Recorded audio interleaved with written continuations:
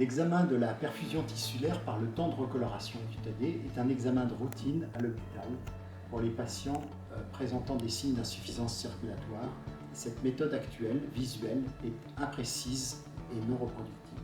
Le temps de recoloration cutanée, donc en pratique clinique, qu'est-ce que c'est pour vous? En pratique, pour moi, c'est le seul outil utilisable et que j'utilise au quotidien pour détecter les états d'insuffisance circulatoire aiguë. Comment vous mesurez le temps de recoloration cutanée au quotidien auprès de vos patients?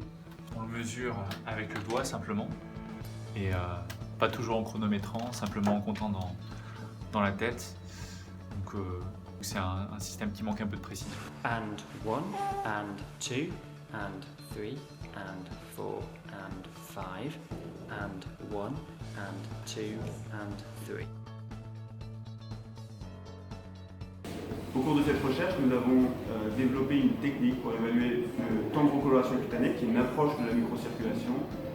Le projet de DiCarTech est de remplacer cette évaluation par un dispositif automatique, précis et rapide. Notre approche consiste à utiliser un piston pour avoir une pression calibrée et une acquisition vidéo des images pour pouvoir mesurer de façon beaucoup plus précise ce paramètre.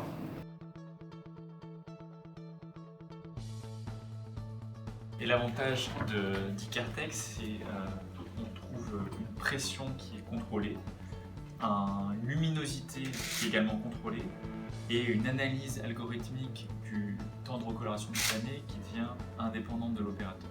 Ça permettrait de quantifier, puis que ce serait différents médecins qui l'utiliseraient. Ça serait moins subjectif. Avoir un appareil qui est reproductible, standardisé, qui permet d'affiner une évaluation micro-circulatoire est extrêmement important dans le contexte pédiatrique.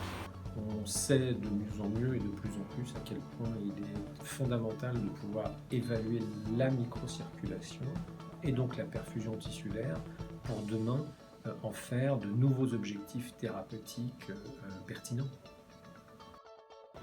Parmi les 2 millions de patients qui présentent des signes d'hypoperfusion évalués par le temps de recoloration cutanée, test de routine mais peu précis et peu reproductible, ceux en situation sévère ont un fort taux de mortalité, en particulier les enfants, conduisant à 40 000 décès par an en France.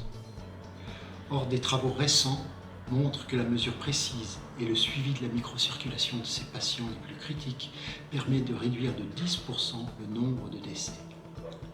L'instrument automatique DiCart que nous développons met à la portée de tous les soignants ce diagnostic précis et reproductible et rationalise la prise en charge de leur admission.